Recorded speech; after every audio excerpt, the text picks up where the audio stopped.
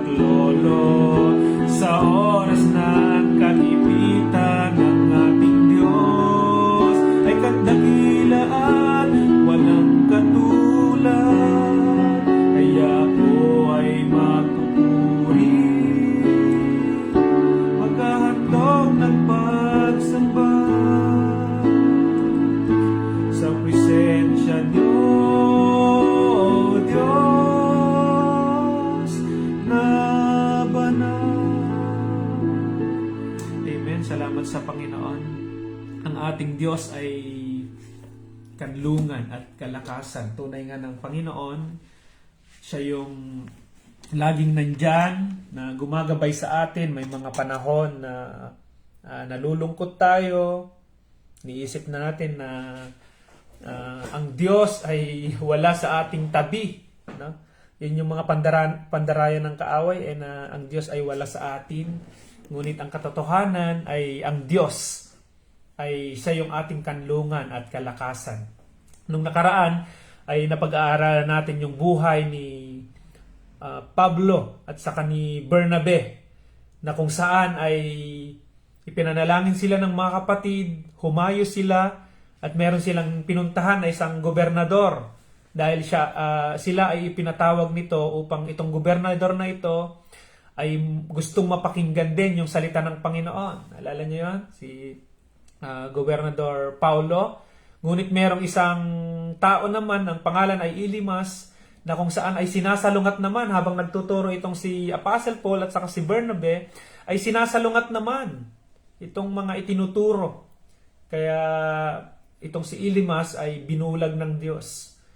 Pinarusahan dahil sa pinaggagawa niya sa salita ng ating Panginoon. At nanampalataya itong gobernador na ito at nanggilalas pa nga sa mga salita ng ating Panginoon. Dahil na rin sa katapangan na ipinakita nitong si Pablo at saka si Bernabe. Mga kapatid, sa tingin ninyo, ano kaya yung nagbibigay ng kalakasan kay Apostol Pablo na mangaral ng salita ng ating Panginoon? Kung tayo po ay bibigyan ng pagkakataon din na ipakilala ang Panginoon, na sabihin na meron akong Diyos na pinaglilingkuran sa aking buhay, ano yung magbibigay sa atin ng kalakasan para gawin yon? Eto, si Pablo sa si Bernabe, ang kaharap na nila yung gobernador Pero nagkaroon sila ng kalakasan. Itong si Apostle Paul, sabi niya, hindi ako nahihiya na ipahayag ang salita ng ating Panginoon. For I'm not ashamed of the gospel. For in this the power of God. No? May mga nababago ang buhay dahil sa kapag naririnig nila, na pag-aaralan nila, nauunawaan nila yung salita ng ating Panginoon, ay nababago yung kanilang buhay. Yun yung pinakadalangin namin na mga pastors po. At salamat sa Panginoon dahil binibigyan din kami ng pagkakataon na maibahagi ang salita ng Panginoon. At yung tao naman, kapag nabahagian, willing na makinig, willing na isabuhay yung mga salita ng Panginoon, ay nagkakaroon talaga ng transformation. No? Sabi ng Bible, if anyone is in Christ, no, the old has gone, the new has come. Nagiging siya ay bago. No? At bilang mga lingkod ng Panginoon ay lagi tayong pinapalalahanan na be strong and courageous. Naalala niyo si Joshua dati nung namatay si Moses, tapos ang hahalili sa kanya ay si Joshua. Nakita iyon ng Panginoon na may panghihina itong si Joshua. Akalain mo ba naman kilala niya yung mga tao na ililid niya? Kilala niya din yung leader na kung saan ay papalitan niya. No? Kaya nagkaroon ng pangamba marahil, no? Nagkaroon ng takot itong si Joshua. Ang sabi ng Panginoon, Joshua, no, be courageous. No, magpakatapang ka. Huwag kang matatakot. For I am with you. For I am with you. I will never leave you nor forsake you. May pangako ang Panginoon kay Joshua na hindi niya ito iiwan. Sasamahan niya ito. Kaya sa atin din, kung bakit tayo magkakaroon ng katapangan ay dahil alam natin na ang Diyos ang kasama natin. Amen. Sa bawat gawain, kasama natin ang Diyos. Purihin ang Panginoon. At magpatuloy po tayo. Ang tanong ko naman dito ay, ano kaya yung nagbibigay ng lakas kay Apostle Paul? Bakit siya nagkaroon ng kakayahan na ibahagi yung salita ng Panginoon? No? Na tumatayo siya para lang maibahagi yung ating salita ng Panginoon. Puntahan natin sa Philippians chapter 4 verse 13. Philippians chapter 4 verse 13. Sige po. Kung may mabilis mag-type dyan, paki-comment nyo na lang. Sa Philippians chapter 4 verse 13, sabi niya dito, ang lahat ng ito'y magagawa ko dahil sa lakas na kaloob sa akin ni Kristo. I can do all things through Christ who gives me strength. Ang pinanghuhugutan ni Apostle Paul ng kanyang lakas ay ang Panginoon. At ang sabi niya na lahat ay magagawa ko dahil kay Kristo. Without Christ, we can do nothing. Amen po ba? Purihin ang Panginoon. At sa Philippians naman, chapter 3, verse 12 to 13. Philippians Good morning, kapatid na Crisel, kapatid na Randy, at Leonard Kalumpit. Good morning sa inyo. At kay Josue na nasa Nakar ka ba ngayon, bro, o nasa Manila ka? Good morning sa bawat isa. Philippians chapter 3 verse 12 to 13. Hindi sabi ni Apostle Paul, hindi sa nakamtan ko na ang mga bagay na ito, hindi rin sa ako'y ganap na. Ngunit sinisikap kong maisakatuparan ang layunin ni Kristo Jesus nang tawagin niya ako. Mga kapatid, hindi ko ipinapalagay na natupad ko na ang mga bagay na ito. Ang ginagawa ko ngayon, nililimot ang nakaraan at sinisikap na kamtan ang nasa hinaharap. No?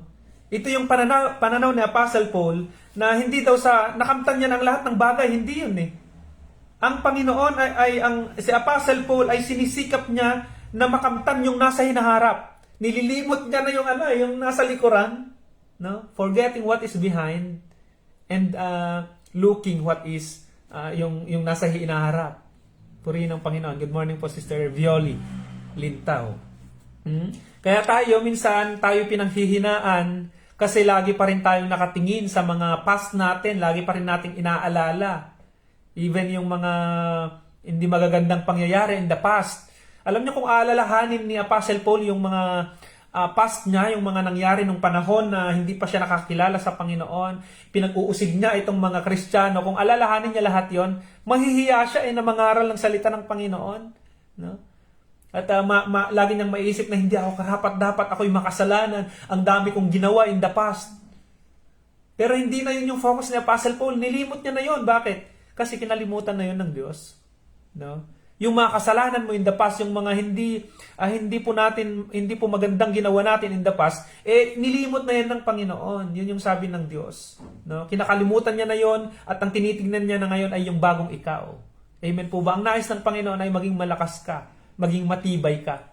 No? Be strong and courageous. Do not be afraid. At ang isang diskarte ni Apostle Paul dito ay nakatingin siya in the future. Ano pa yung pwede niyang gawin na paglilingkod para sa Panginoon. At most especially ay nagpapatuloy ako tungo sa hangganan upang kamtan ang gantimpala ng pagkatawag sa akin ng Diyos. Amen.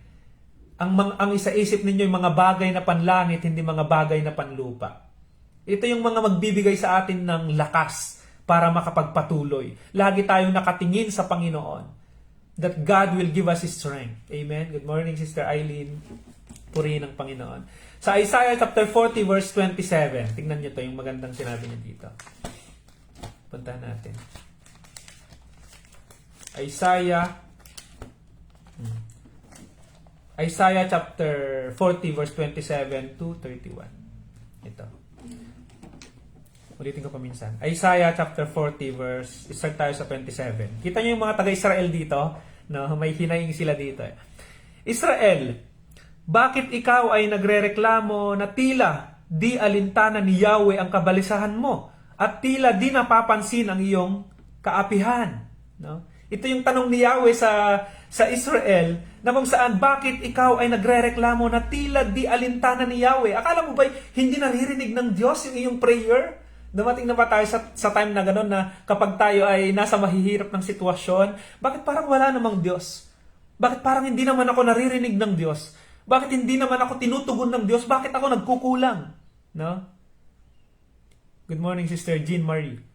Kaya minsan may iyong awit na, kahit kailan di ka nagkulang. Paano mo kakantahin yun? No? Kung wala kang pananalig sa Panginoon na kasi kapag nakatingin tayo sa mga wala sa atin, yun talaga yung magpapalungkot sa atin. If you are looking on the lackings of your life, lagi kong favorite ko yun.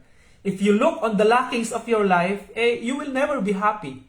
Bakit? Lagi kang nakatingin sa mga wala sa'yo Now, baliktarin mo, look on the blessings. Look on the positive things. Ano yung mga magagandang bagay na meron sa'yo, yung mga nangyari sa'yo na magaganda, no? Bilangin mo, count your blessings, name them one by one, and there is a millions more. Kanta yun. Count your blessings, name them one by one, and you will surprise what the Lord has done.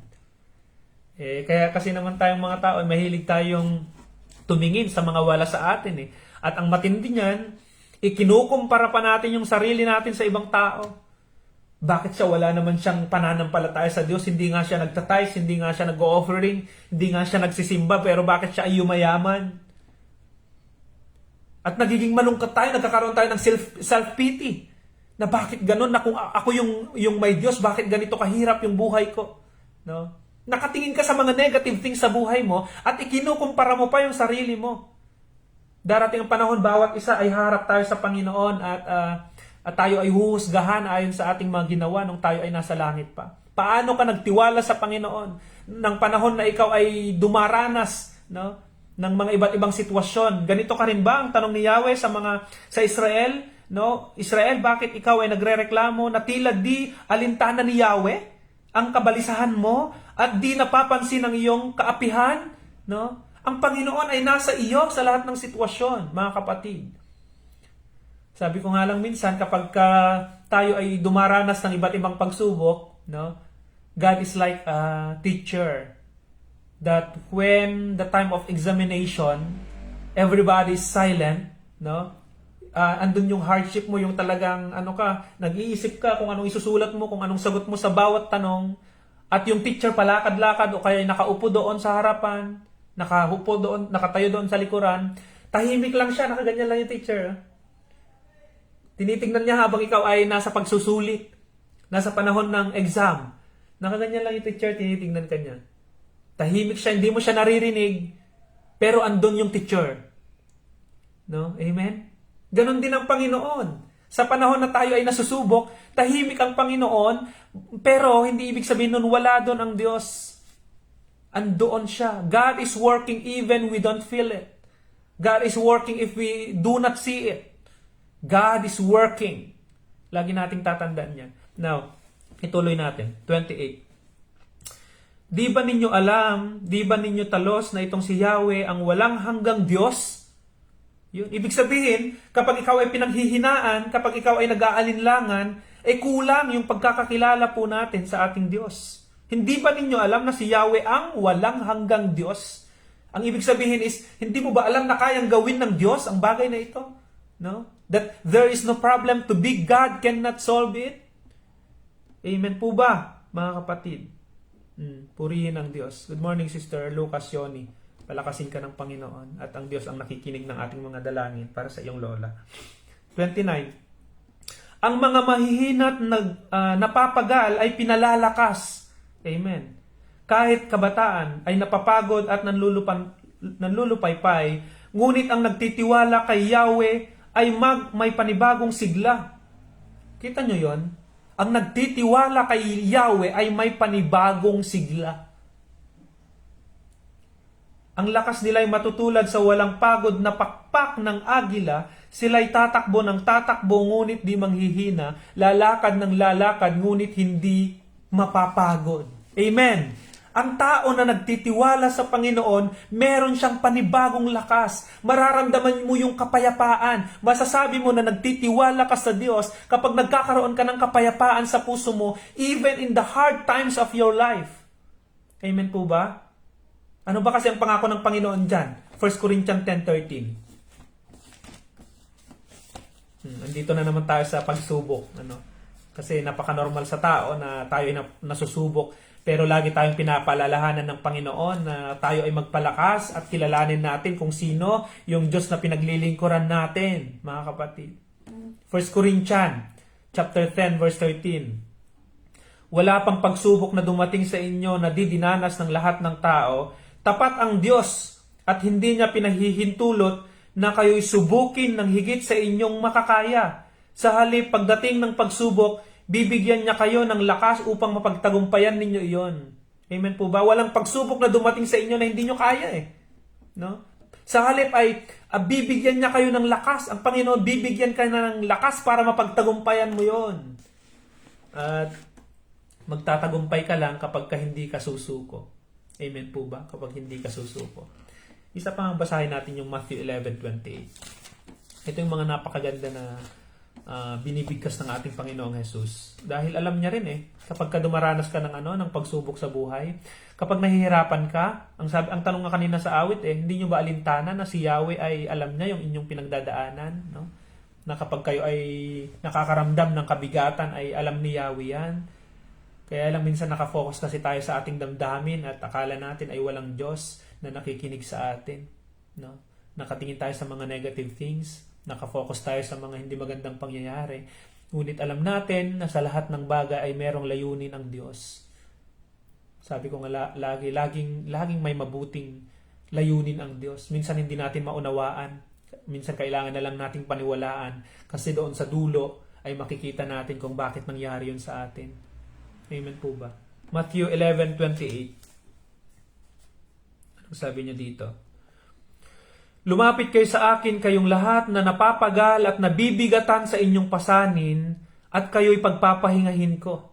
Pasanin ninyo ang aking pamatok at mag-aral kayo sa akin. Ako'y maamo at mababang loob at makasusumpong kayo ng kapahingahan para sa inyong kaluluwa. Bakit may paanyaya dito ang Panginoong Diyos na lumapit kayo sa akin kayong lahat na napapagal at nahihirapan? Bakit po? Kasi alam ng Diyos na tayo ay nahihirapan din, na tayo ay nabibigatan rin. Kasi naranasan niya. Kung meron mang magsasabi ng ganoon na lumapit kayo sa akin, kayong lahat na nahihirapan, napapagal, ay yung tao na nakaranas. No? At ang Panginoong Yesus ay naranasan niya na mahirapan din. Nahirapan niya siya na usigin din ng mga tao, na pagbabatuhin din ng mga tao. No? Naranasan niya din na magkaroon ng kaibigan na kung saan ay iniyakan niya. No? Purihin ang Panginoon. Alam ng Diyos alam niyo kung sino yung nakakaalam ng puso niyo? Kung sino yung mas nakakaunawa sa inyo? Hindi kaibigan Hindi magulang Ang mas nakakaunawa sa inyo ay ang Panginoong Diyos. Bakit? Siya yung gumawa ng puso mo Now, kung may magmamalasakit man sa inyo, sino yon? Ang tao na lumikha sa inyo. Amen? Kung meron kang isang bagay na isang pagmamay-ari mo na talagang pinaghirapan mo, ay papahalagahan mo talaga siya Amen? Ganon din ang Panginoon. Papahalagahan ka niya kasi ginawa ka niya. Kasi anak ka na ng Diyos. Kaya laging andyan ang Diyos. Hindi ka niya iiwan, hindi ka niya pababayaan. Bibigyan niya kanya ng lakas, panibagong sigla. Ikaw ay lilipad na tulad ng agila. No? Hindi ka mapapagod.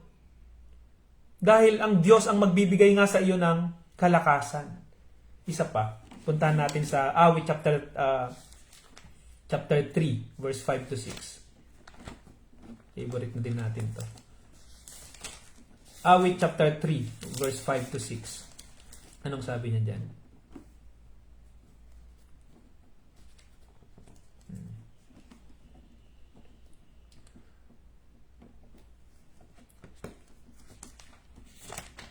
Sige. Or puntahan nga natin sa punta na lang tayo sa Awit 23 para diretsyo na tayo. Sige. Tignan nyo yung magandang bagay dyan na nakasulat dyan. Awit 23. Verse 1 hanggang 6. Awit, chapter, pakisulat nyo po dyan. Awit 23, verse 1 to 6. Good morning po, Sister Nieves. Si Yahweh ang aking pastol, hindi ako magkukulang. Ako'y pinahihimlay sa mainam na pastulan at inaakay niya ako sa tahimik na batisan. Amen. The Lord is my shepherd. Kung kilala mo na ang Diyos yung iyong pastol, ay makikilala mo din na hindi ka nagkukulang. Verse 2. Ako'y pinahihimlay sa mainam na pastulan at inaakay niya ako sa tahimik na batisan. Amen. Inaakay ka ng Diyos. Binibigyan niya ako niyong bagong kalakasan at sang-ayon sa pangako na kanyang binitawan. Yung pangako niya kanina, I will never leave you nor forsake you. Sasamahan kita. Yun yung pangako ng ating pong Panginoon. Verse 4. Kahit na ang daang iyo'y tumatahak sa karimlan, hindi ako matatakot. Pagkat ikaw ay kaagapay, ang tungkod mo at pamalo ang aking gabay at sanggalan.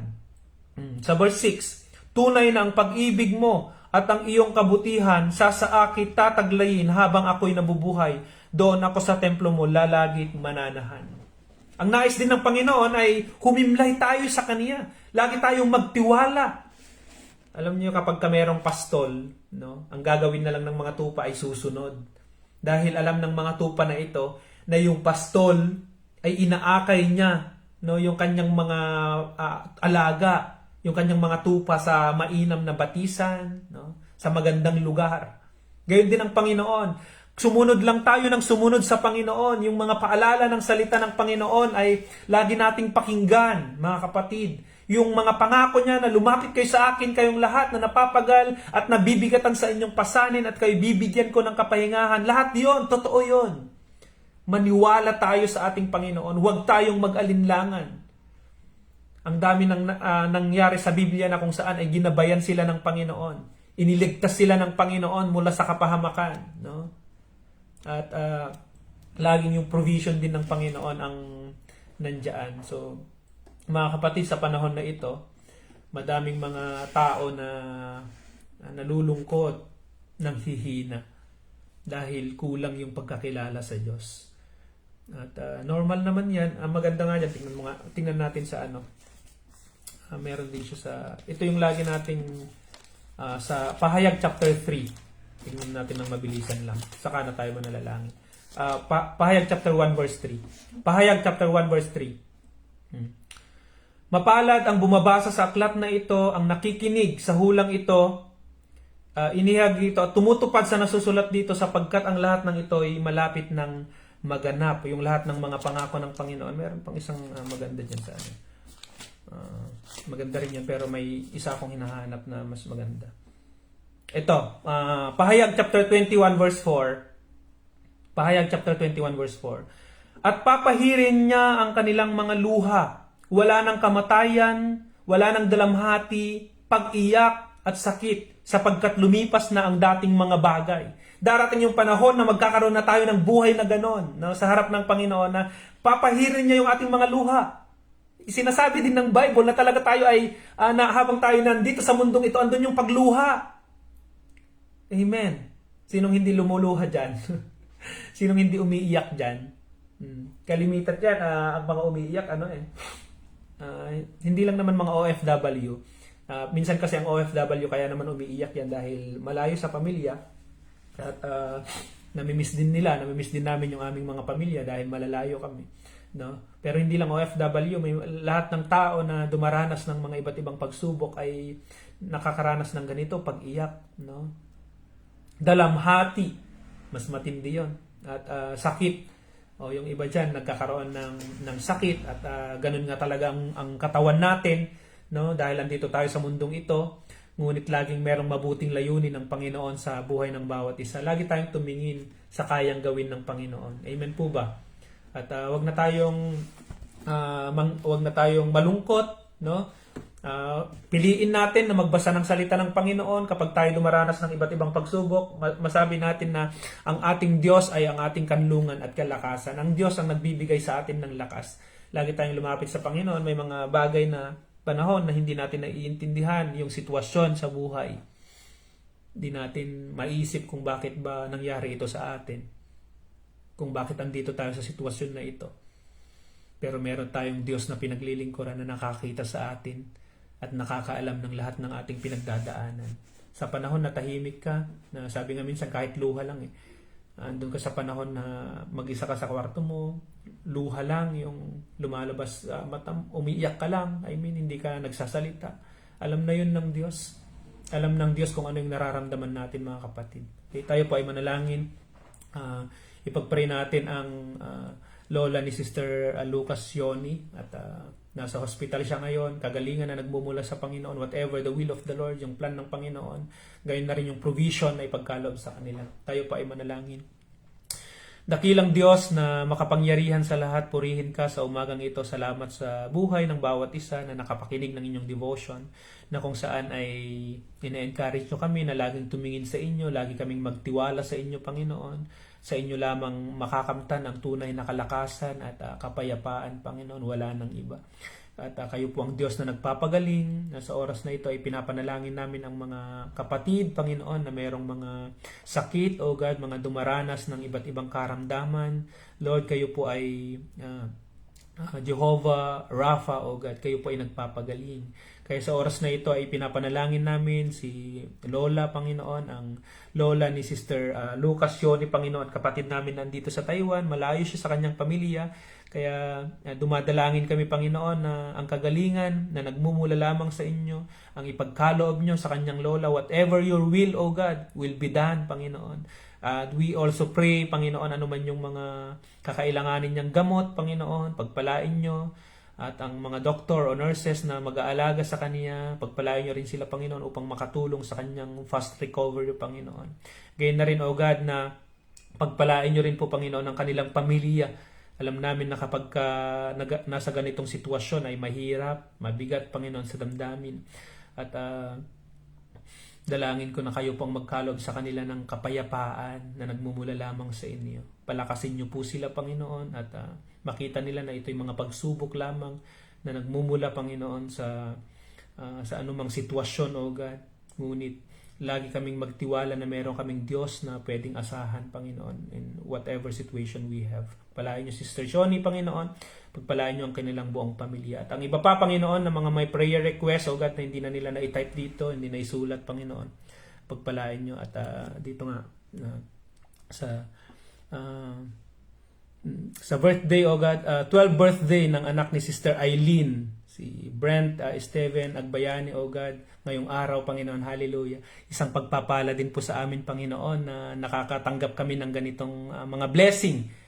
Hindi namin binili, Panginoon, yung mga kaarawan na ito, Panginoon, pero salamat po at dahil kayo po ang Diyos na nagbibigay sa amin ng gantimpala. Minsan may mga bagay na hiniling kami, pinanalangin kami, tapos ibinigay ninyo, Panginoon, pero tinatanggap namin sa aming sarili, O God, na maraming mga blessing na ipinagkaloob nyo sa amin. Hindi namin pinagpray, pero ipinagkaloob nyo. Salamat, Panginoon, sa buhay ni Sister Eileen. Pagpalain nyo siya, Panginoon.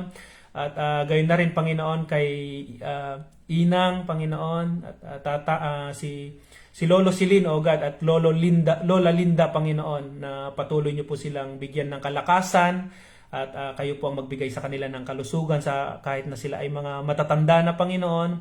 Ma-enjoy pa rin nila ang kanilang pamumuhay, kasama ang kanilang mga apo, Panginoon, at gayon na rin nabigyan nyo sila ng sapat na kalakasan at kasiglahan, Panginoon. Purihin ka sa buhay ng bawat isa at lahat ng nakasama namin ngayon sa live, Panginoon. Pagpalain nyo silang lahat, Lord.